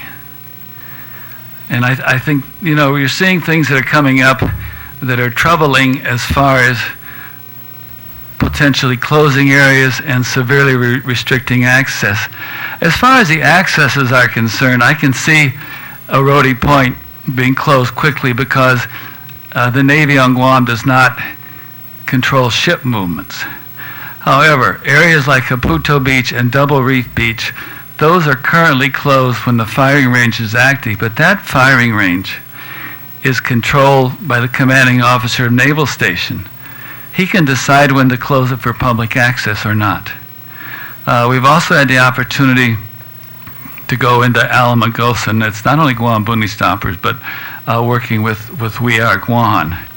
And that can be part of this program, and we've successfully done it. We kept low-key, the same thing, come up with a date, come up with a list, and it's my understanding that had to be approved by authorities off island. But the point is, it worked and it was a valuable tool. And as far as, I want to deviate to something to pick up on this supplemental environmental impact statement. In attempting to review it, I find what's in the draft statement, where historic sites are, is clearly inadequate. Doesn't give you appropriate information and documentation to where these sites are. I would even state that the new firing range preferred alternative is really not at Northwest Field. None of it is on the footprint of Northwest Field. It's all north of the boundary road at Northwest Field. Local place name, Talelo. Talelo is limestone forest. Northwest Field is asphalt and scrub vegetation. My point on this is, when you have a perception with a word, you're getting the wrong perception. It's in a limestone forest, and if you look at the map clearly, you can see it's north of that boundary road. Thank you. Thank you very much, Dave. I appreciate that insight as somebody who's been a party to this whole process over the years and continues to be involved. just as a side note too, when we were able to get access to one of the sites, and our escort finally came and said, "Okay, we're ready to follow you." He goes, "Where are you going?" "I don't know." He said, "We're going to Spanish Steps." He goes, "Where is that?" So he didn't know. Our escort, we had to lead him where it was going because he had no idea where it was. Been on Guam, as you mentioned, with rotational personnel for 3 months, and nice guy, doing it off his duty, I guess. I don't know if he was on duty or not on duty, but he decided to volunteer. But if we had followed him, I don't know where we would have ended. So, Senator, we had a similar instance at Double Reef Beach when a security personnel, new guy to the island, nice person, very friendly, showed up, tried to establish rapport with him. Where's your radio? Don't have it. Where's your first aid kit? Don't have it. The sense I got was the personnel assigned were not properly briefed and had no concept of what was going on. I mean, in order for this program to work, there has to be a commitment from Joint Region, and it has to be placed in the correct hands. It was my understanding that a coordinator was actually hired but is currently not in charge of this. I'm just concerned security is rather paranoid on this, and they should not be. They don't have a sense that we have. This is a truly loyal American community, and we want access to our cultural resources, and yet they feel, well, it's behind the fence, it's ours, theirs, the Navy. So, but we need to have a good, strong, positive attitude for this to work, and we'd be to the benefit of everyone. All right. Thank you very much. Kind of trying to wrap out here. We had a 2-hour meeting here scheduled and so forth. One final question. You are in possession of the list of historic sites that Parks and Rec had sent to the Navy as desirable sites that should be allowed, that public access should be allowed to. And that's under consideration. Is that part of the list? Is that not part of the list? Or we looked at all the sites that were submitted by Linda's office, as well as all of the sites that were suggested or recommended from members of the public. Okay. We compiled that list, and as I mentioned, we sort of went through it, and we worked with our security groups on the bases, as well as the environmental groups, as well as the safety folks, to determine which sites are appropriate to be on a public access list and which ones might not be appropriate depending on safety and security concerns. So terrain is, for example, an issue. If it's a really difficult, steep terrain to get to a site, it's not considered safe, then it may not have appeared in the approved site list. Would kind of just an off question here, would things such as contained under the programmatic agreement that require finalization, would that be part of the, would those be finalized as part of the record of decision, or would that be continued to be developed and changed and modified even after the record of decision? Are you referring specifically to the public access plan? That is a commitment in the PA that is really independent of what's going on with the environmental impact statement. So that plan, once it goes through the public review process, the intent is to finalize it and then publish the plans as the PA requires. And it's going to be considered a living document. So if there's suggestions that come in from the public, new sites that should be added, or there's some other concerns of sites that might need to be removed from the plan, it will be considered a living document, be reviewed at least annually to determine if it's up to date. Also, through the PA annual workshop process, we discuss things like how that process is working. So if we find there are some challenges with the way the process is working once we get the plan in place, those are the things that might be identified through that process and may result in updates to the plan, for example. I just wanted to note on one of Dave's comments, we do have a position in place that's called the Access Plan Coordinator, which is also called out in the programmatic agreement. Right now, though, that position is specifically detailed to developing the plan. So eventually, once the plan is finalized, then there would be a position, an individual coordinator who would manage the implementation of that plan. Okay. All right. Thank you. Speaker Walker. We were able to find that in the cantonment or housing area in Finnegajen that there are 24 historic sites or properties that will be affected. And for the firing range complex at Northwest Field, or north of Northwest Field now, are 20 historic properties. And I'm wondering, because of that number, whether your office, will be adequately equipped to be able to either verify whether these numbers are in fact correct, or whether it's more or less. And the last one would be is that with the site, how many sites will be impacted by the construction of the 11 water wells. And I've not read anything on that, and or listing, because you mentioned earlier in your statement that sometimes you might be talking of a smaller area, but then you can have your equipment in another area, and then if there are other sites there, historical sites that were, and in this case, of course, with the 11 wells that are being built there, have you submitted a list, or has anyone done a survey to determine how many historic sites are there where those wells are being built?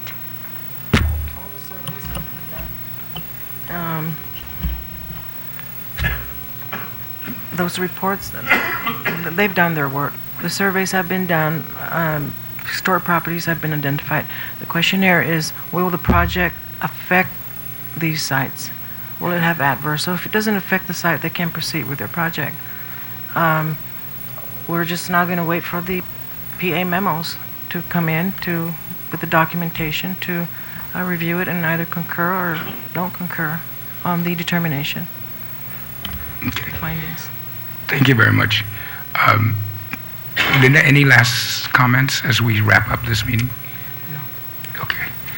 I just wanted to kind of summarize a little bit of some of the issues. Number one, of course, is the requirement for public engagement and so forth, and that process, at least from what I can see, needs to be improved, especially with the projects, the PA memos, and the requests, and so forth. And I guess we'll try to get on the CRI website a little bit. I don't know who manages that website. If I could just provide a little more information on that as well. So NAVFAC Pacific manages the website itself. We were, within the first year when we had the annual meeting, we were made aware that there were some issues with the public accessing the site. The site is now on a new platform, and as far as we know, there haven't been as many issues accessing the CRI website. In addition to the CRI website, though, we deliver about 30 copies to the SHPO office, and they're available to the public as well. And we also put out PSAs. I heard that as something mentioned as would be important. Our public affairs officer does provide a public service announcement to the different media organizations. Now, whether the different media organizations choose to run those PSAs is really, it's up to them. So it does occasionally show up in the different newspapers if they find the space for it, etc. And that runs initially when the programmatic agreement, the PA memo goes out, and it also runs again about halfway through the process. So we submit those to the media organizations. And also for clarification, there's actually 2 PA memos that are submitted for each individual project. There's a PA Memo 1 that looks at eligibility of sites, and a PA Memo 2 that is the determination of effect. So each of those PA memos goes through a 45-day review process. Would you consider like adding, the governor and the speaker of the legislature to that, and then that can trigger additional outreach on when you submit those PA memos? Certainly. Yeah. So, okay. Yeah. Can you give us the website address? I don't have it off the top of my head, but I can certainly get it before I leave today and provide it to you. Okay. Yeah. All right. If you provide that with our office, we'll certainly do that. Okay. Any other questions or comments? Sir, if I could Yes. get one more clarification. I know that 27 was the number that folks are talking about in terms of the number of projects. There's actually 7 active construction projects. There have been a number of additional consultations that we have worked with Linda's office on, however, that are related to design studies. So even if a construction project hasn't moved forward, if we have any work that's going to cause any kind of ground disturbance to an area, we also consult with Linda's office on those projects. So 7 is the number of active construction projects, and actually 2 of those are recently completed. But there were a handful of additional projects that were related to design studies. And that's under the PA? That's for the relocation For the program. relocation. So that includes, for example, the Defense Access Road projects? It does not. So It does if you not. look at That's the what I meant. Defense Access Road projects, I That's- believe the number is 11. Okay. Yes, Mr. Vice Speaker. Can I get Fine. either Fine. Randy or Jen to confirm or dispute Mr. Lotz's comment that the proposed live firing range is not on the asphalt in Northwest Field, but is actually on, He used a different name. different name, yes. Limestone. Tilelo. Limestone forest that's going to need to be In raised Tilelo. to be able to construct. Yeah, that's actually a true statement. The pavement that is part of that historic airfield, the live fire training range complex will not be built on those old runways. It's built in a forested area and over some existing gravel roads that are not directly associated with the Northwest Field. Yeah, with Northwest Field. So it's being called undisturbed Northwest area. Field, but it actually is undisturbed area north of Northwest Field. Northwest Field has historically been used in a sort of slightly broader context because the runways themselves are just part of Northwest Field. Northwest Field used to have buildings, other things that supported an airfield. So historically, Northwest Field, is the way I understand it, is a much bigger area, but jungle has encroached on that. Most people would associate Northwest Field mostly with the old runways that are there now. It's visible to us. But the proposed firing range, is it going to be built on formerly habited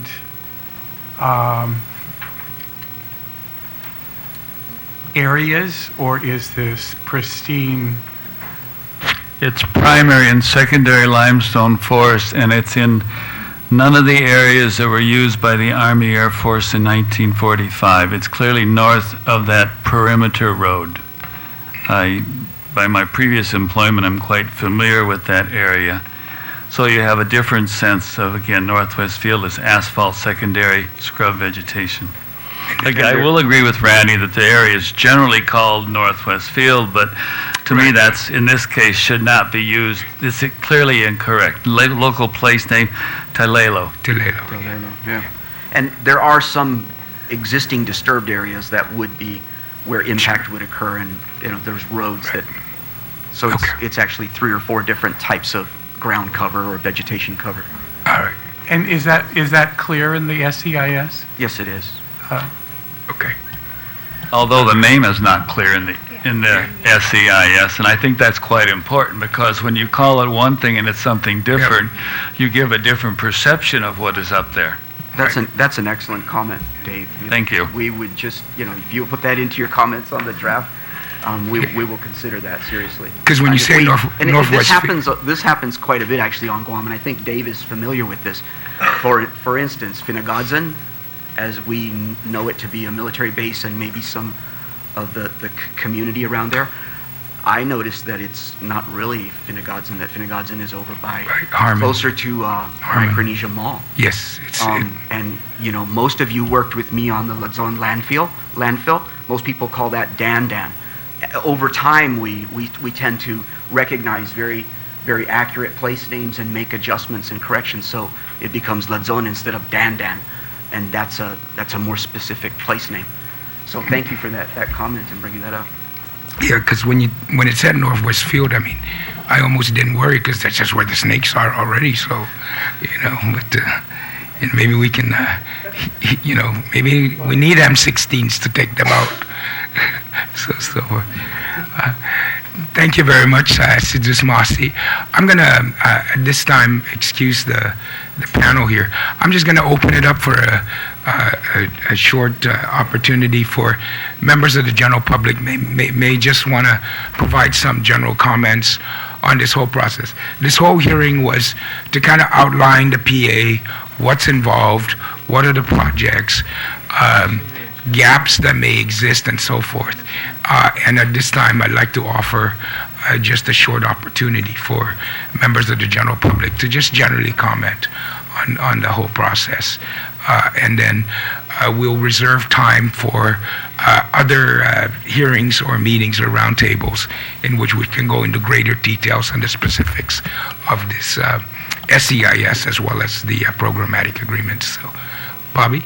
Good morning. My name is Bobby Beneventi, and I live in Dededo. I'm Chamorro, and I've lived on Guam all my life. I've got children and grandchildren, and lots of family members, extended cousins and aunts and uncles, and my dad is still living. He's 90, almost 90 years old. I wanted to just say thank you for this opportunity to listen in. I wasn't aware this hearing was taking place until Dave Lotz texted me on Facebook and said, did you know this was happening? Maybe I can get to meet you there. And so I'm really glad I took personal leave from work to be here because I've listened and continue to learn a lot about the issues. I just wanted to real quickly comment that I will try to speak for the 800 people who signed the petition online to protect Ritidian Point. The comment I have now is there's a process in listening to this morning's session that isn't being followed.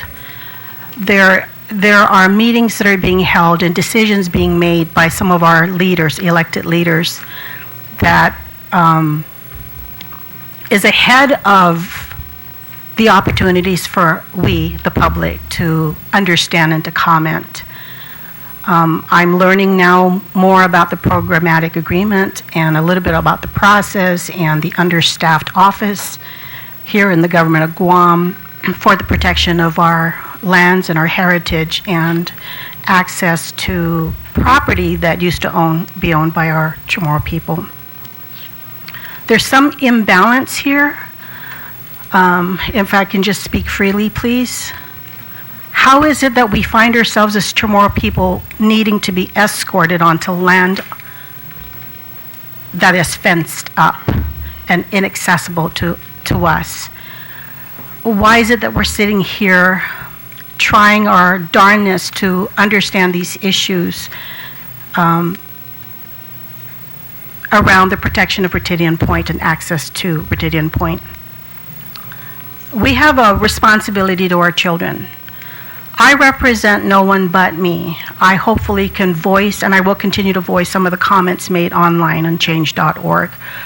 800 people signed the petition, about 800, maybe we're short 4 signatures. But it's going to stay online because it is the one way that people can read a little bit about HR 4402 and comment on what this means in terms of impacting our heritage and our rights as Chamorro people or as residents of this island. I ask that the leaders in government continue to have open forum like this, and not just a week before an SEIS meeting, because it's going to take a whole lot of time for people like me to read all these documents, to try to understand it, to have meetings like this where little by little more light is shed upon my understanding of the issues. I received a copy of the executive order of SEIS. It's the executive summary is 35 pages long, which is what, 1/100th of the entire full document. It really is a disservice to the people of Guam when we're not provided real opportunities for public engagement, for public understanding. We cannot, it became clear to me in the last week or two, I cannot count on some public leaders to protect what is the rights of our people. I have to learn, I have to speak out, as comfortable as it may be, as contrary to what maybe my parents and grandparents have taught me over the years, is to just be silent and respectful and trust the leaders. We're past that. I am tired of hearing that whenever a local person speaks out and questions decisions being made with regard to the military buildup, that we are labeled or described as being unpatriotic, not grateful for all that has been done for the people of Guam during the liberation from the Japanese. I have a lot of stories from my parents and grandparents, and I didn't live during the time when they had to survive the war. I respected everything that they stood for and their gratefulness to the United States of America, but I think our debt is pretty much paid.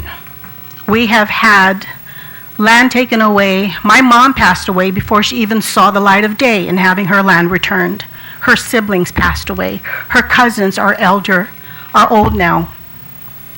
I know I'm kind of getting off the subject, but I just wanted to thank you for the opportunity, because it is these kind of discussions that need to be made available every day at different locations, not just in this hall, and not just when there is an SEIS 3 meetings coming up in the next couple of weeks. But thank you for the opportunity to continue to learn and to share my voice. Thank you, Senators. Thank you very much, Bobby. We certainly appreciate it. Yeah. Abu Rose, yeah.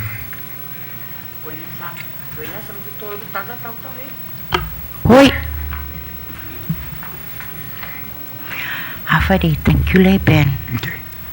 Then hamdu todo neon matata chung mini.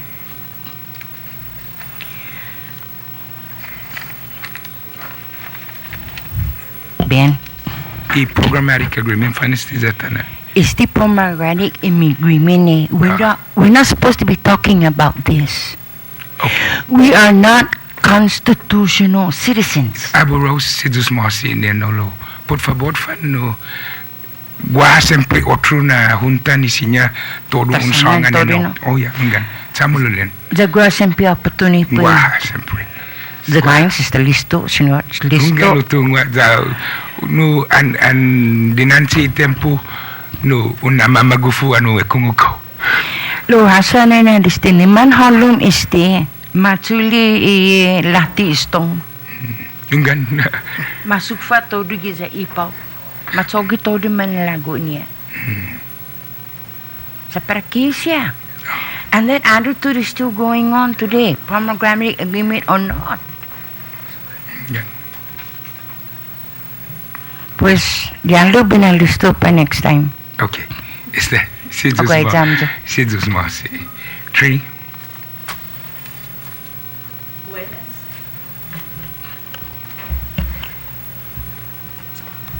Now it's on. Buenas. Good morning, everybody.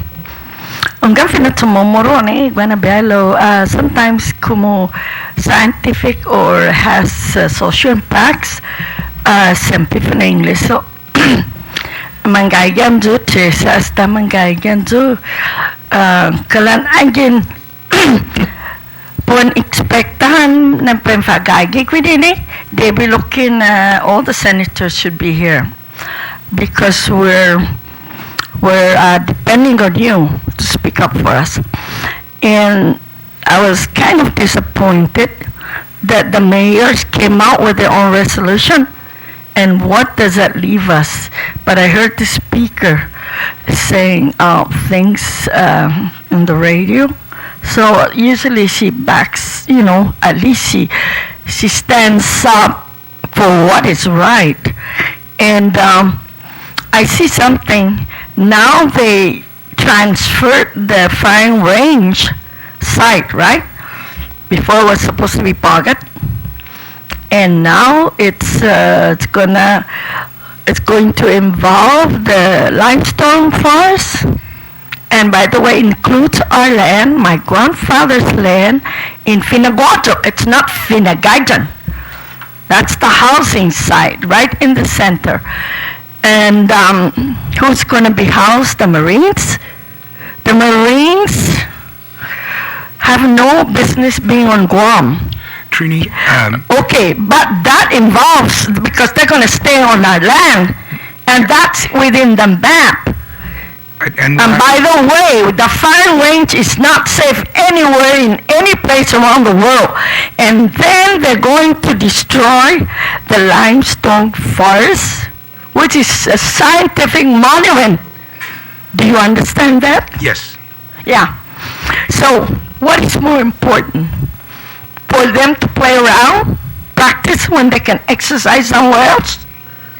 How do we prevent them from using the limestone forest? And we don't need the wildlife refuge. We can close it down, but give the people back the lands. Who's going to speak up for them? okay. It's already listed down in the programmatic agreement, and we have to abide. Yes, yes, or no. When it comes to no, they don't pay attention, right? Lo importante na iti limestone forest. It should not be disturbed. Right. And the military has already left the footprints in terms of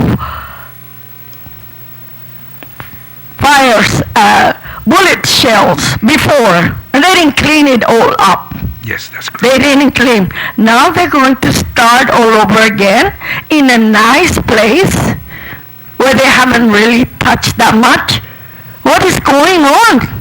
A new place And we'll discuss that. instead of the old place. Right. I want Linda to include that in her Review. site to be reviewed again. Okay. Ito ata uusay mga sinataguod ikanaita, right? Artifacts. Trini will discuss that. Yes, but I All mean, those issues during the. I know, but I want people to understand. I know The that. artifacts are artifacts. They're not the Chamorro people. Right. Do you understand that? Yes, and we're going to discuss that again Again, during the SEIS meeting. I know. Okay, so But now, you need to stand up.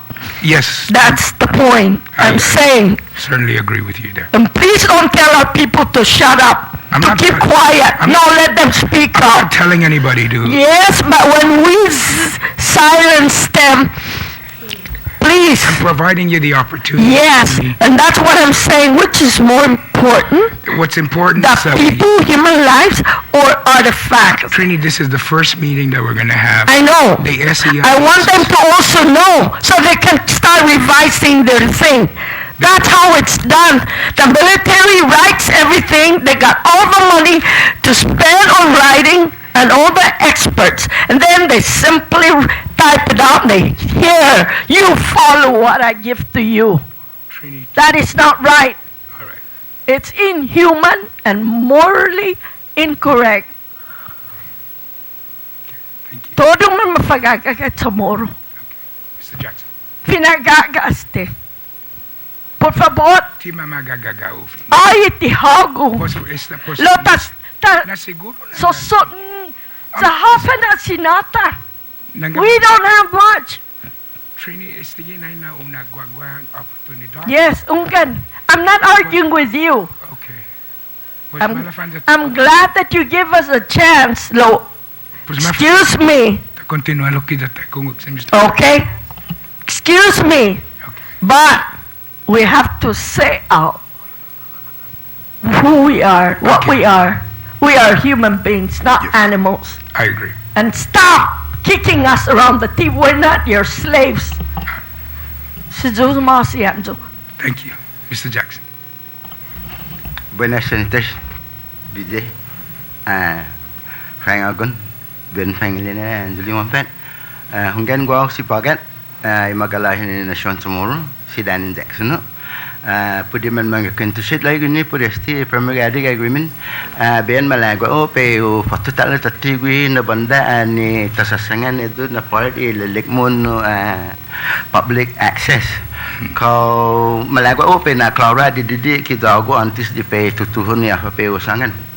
Angin lasio pe format kila gan ti pe contento lo antes wan di pe tutuhun malagu pe na klaru ki zagu ko angin tasangan gini public access kau tasangan public access gini kau edzoha ikadzon tauto ki alum tano pat kan todo public access ne sti challenge ne mamalulufan papa ikareta ki ikarsada It's public access ni gagigi programmatic agreement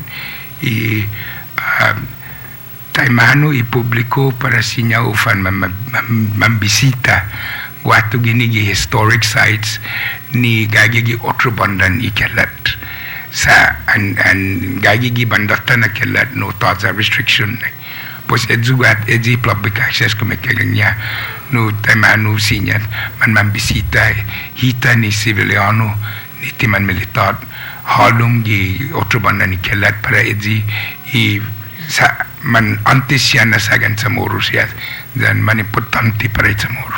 Pues esto pago comprendí a Senator Pangelinan.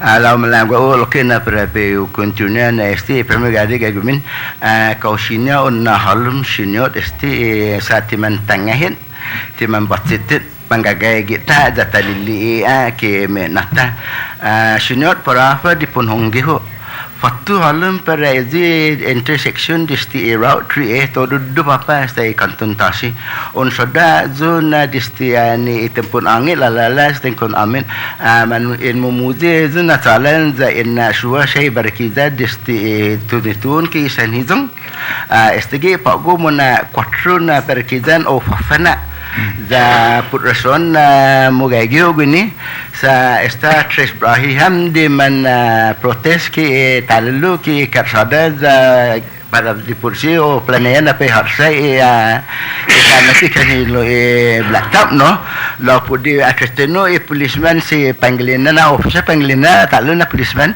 atesteno na para ti concern gue ni barricade ni barricade in main road na itu zona concern gagi lamita ki truck ki public road pusapte manu senita na masnya setias officer Pangelinan para po arresta ho za Cristino na angin tiyo na suwa karitaw kitalo kitalan ni mami za ni land owner siya masnya gue na po arrestaw sa lakno si zona ticket book da po ticket da po agang record da po na suwa no da leko za na anna po agang record po na suwa barricade ti concern ng gue ni barricade na concern gue ni zoko safety po sa malago lai pesangan gue ni alun kalau mesti na islatura na estina tataw as Danin Jackson kakaya sinudan dan kakaya matay sama siapa mau protes gaya gue tang policeman na to tempo ana siguro na kau molik bidado dan kau sofu bidado dan baba sampai arrestado za na suwo man special di misyona magalahi la Senator Pangelinan hongi di misyao esti tahu ta za land owners debit di o ma pibeta di tanonia gi halun sainao ki paisainao sa gagaw gini kal mesti na posisyon ang gagaw gini tumelit na don pe ang za sainao itauto ni mangai itu propriedad na tono necesitan na po matuli tati tanonia zo fan obra dan ifamaguunia Senator Pangelinan only lokwe na itumuru land trust ananai itauta ni itanu na ananai mas hujung investment gwahu experience ko bula ki bisino na esta gwahasya 5 na familia ki unguma zaman mama finu za 100 by 100 ta by 200 mana ina ki itumuru land trust gwazu 60 by 80 ya pus total tati ke drop is put it small and trust total tati put is land owners sa tinisharu esti land owners na po panalum ke small and trust zangin manga itu tano lo angin tasiga pumega kita gwini na sinet so da tasiga mo na militar kulolo niya makalin na toto oruno family sempito magaya isang sungpagat angin titana para za grocery sa Dios na talabiray wego no datana klaro isang sungpagat kilamasa no sempito gaya ikada pangpang fire range kisanilo sesta tu todo uli kisanilo na po matay fire range kisanilo de lanoners kisan papa da po ma-transfer wildlife refuge ulu ki gelo ki beka za kada pangpang fire range sempi mantek kung sampapa sa ilan honors ha lao pisisuhu gini mas kunung ka na pe America ni sa ka wahu magalahin ni nasyon tomorrow edzuha pisisu para tafan manatsu tapete hafagwina hata tapete maniluta dani pamagonta da tanai tati ilan honors ni tanonya sa ina moshi zano gwezam do pe hutsuma kita gini talo na sempi manalin sa gwahana brai lokwin na mosha praktiku no tomorrow lo zangin tio komprendi afagwa gini goku na pesa ga tati da pe famat kilo ha mungkin lo put fabot lai atafan estilan owners ni mangai gilo ke zauru no dali tekzan esta safu di ki sengsung pagat itu le ko sengsung pagat ai ti bandak ko ke zan ga gan la diston esta safu gwi di tadal bila la celo senita Pangelinan ang nangyaygaw gini na posisyon ni landowners ni are really suffering to see whether they can benefit their own land sempi untungo daw komprendi a Vicente lotisinya usungannya ni duna kasi Vicente sa siya so Vicente sana masih dono gaidan adios estaki sana masih. Buenas, go si Anneli Kamatsvela Gomes.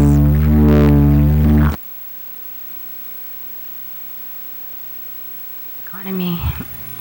I'm sorry, but I'm losing my voice because I've been doing presentations representing the Northern Islands, and I'm talking about Northern Islands north of Saipan. I'm from Saipan. I'm Chamorro. Utunga Kumintus Chamorro. I came here to Guam to initially house sit and ended up staying more than 3 weeks because I met really wonderful people and introduced to me the better side of Guam. I have been misled about Guam. Usually it's always about Macy's and Kmart. It's always about the stores and how it's civilized. But having lived in Alamagan for 3 months last year, from March to June, and having visited Pagan for 2 days and 1 night, has changed my life. What I'm trying to share here is, as far as poverty and the economy, where we came from, we didn't have any cars and stuff like that. And having gone to the Northern Islands north of Saipan, where there's no stores, no cars, and no nothing, no running water, I felt like I traveled in time into the past. I'm from Saipan. And I'm now in Guam. I feel like I've traveled to the future. I see a lot of people's names in Chamorro. We don't really do that in Saipan. And I realized that in Guam, a lot of people are so strong with who they are as Chamorros, and they're heartbroken. I really don't want to see Saipan going through that. So I'm pretty much in the middle. I've seen the past, and I'm in the future. And as far as poverty and the economy, I have met a lot of people that have not been building their homes with concrete, cement. They still live in their tin houses using solar panels, because I realized that they have been waiting to go back to the Northern Islands, back home. Now, as far as Guam, you don't have to leave Guam to miss your home.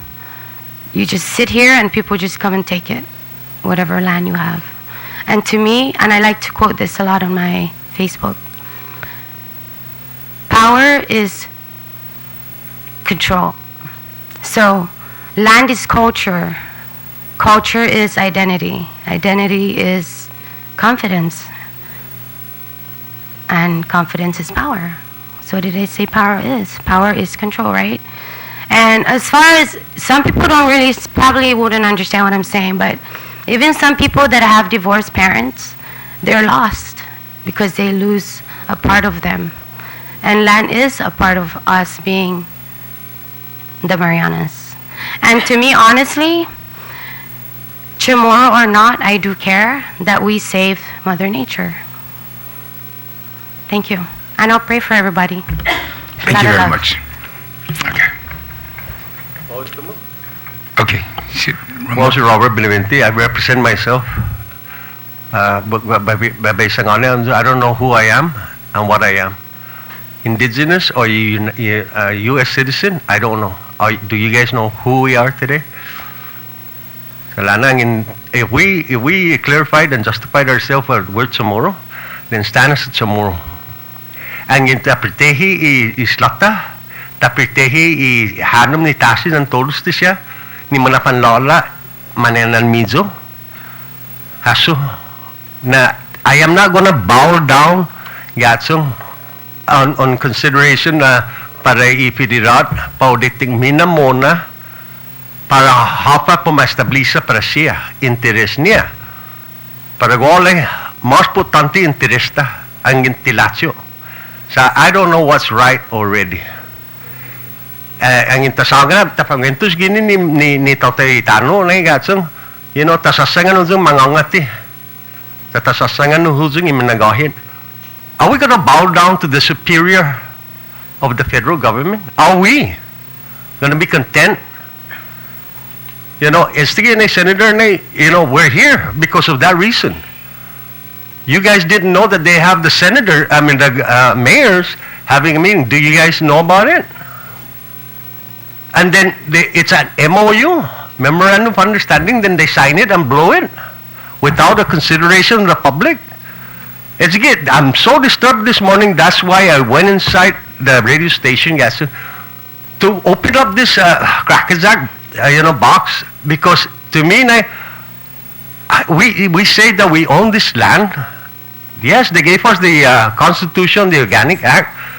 But Senator, one thing about it, senators, are we going to react to what they're going to tell us or what to do and what not to do? Kneel down? I'm a veteran myself, so is the Senator Argon. I don't know who else. But yes, they say I'm loyal and patriot, but there's a limitation. When it concerns my homeland, one thing about it, we have to bow down. Enough is enough. It's enough, basta. They're discriminating us with the meso, big Nebo Hospital. You know that. Bob, maybe we can have the... No. Okay. Just asking. Maybe we can have the chairman of the Federal and Territorial Relations kind of have a separate hearing on, the federal territorial relations and Guam's quest for Commonwealth, and have that discussion in there. I'm just trying to facilitate, getting us through the process of this, the programmatic agreement, to make sure that, like you say, we have a voice and we're able to articulate that voice during the process. See, Senator? That's what I'm trying. I understand. That's what I'm trying to. Yeah. Senator, one thing about it is that even though we talk and speak, without our leaders to back us up, we're nothing. And if we, like I said, you sang like radio, if we as leaders too, if in Fresi, are we actually in the Fresi hamza? Yeah. But hita. Tayo Fresi, future generations is not about you and me. Mm-hmm. It's about the future generation to come. Where's the protection out of that? There's always something's happening today. That was good today for the environment. It's good for today, but tomorrow, 10 years from now, would it affect? Yes. You know that. But the thing is, we got to stop bending down. You as senators, stand up and tell them, okay, this is what we came about. If you guys are going to have firing range, give us your card. We'll study it. I'm not going to give you anything. You give us your card, because we are the ones that are dictating Pago as a government. Salana, I don't want our government to bend down. No, I'm a fighter. Yeah. You guys supposed to be fighters, Gatsa. And to me, clarification has got to be air out, Gatsa. Who is running the show? Is it the federal government again? The naval government? The Likulana? It's totally ridiculous. We have a government that is disabled. This is so sad. Like. I know. The Paraguay, Senator, there's a lot of wrongdoings from the federal government, and they have to rectify from the war reparation, from the land issue, and so forth. And we have to establish ourselves for plebiscite. That's the most important stuff. The bottom That's line. why I have that registry, you know. thing right there. In an open dialogue, like, let's not be like the mayors and the vice mayors. To not open it in last minute po man, Senator Wampa, you're the speaker. And I respect everybody here, but God bless it. Let's put a stop to this segregation and discrimination in our own government. Let's have a clarification for once and for all, because we're getting old. We're going to die anyway. So what's the meaning of what we did today? We got to have a legacy. Stand up, Gatso. Do something for the future. And if it's for it to enable somebody out there, that's fine. I don't really care less, but it's our people that are more concerned, our future generation to come. That's the bottom line, Senator. Yep. And put another son, I want to see your legacy stand up to protect your people. So right now, from what I hear from our governor, Guamanian, I am not a Guamanian. I justify that and clarify that to the, and I even mentioned it to the radio station. I am not Guamanian. Este siya, organic Guamanian siya. And I don't want to hear anybody says that we came from India or somewhere else. I'm born here, but tomorrow, that's bottom line. And Paraguay, I would go against anybody to say any different. Sa lana, estale manaom ko, ay finos, sangali si Jess, leko, auso sta titanoso. Untung apazi, auso, enough is enough. And if this bottom line legislature should stand up and put a legacy on it and be confirmed, put out, let me have federal government, let me have Navy, our Air Force, and we'll study it. So we know better. Basta esta osuno, senators, basta osuno, because this new generation to come is going to be revolution. Believe me.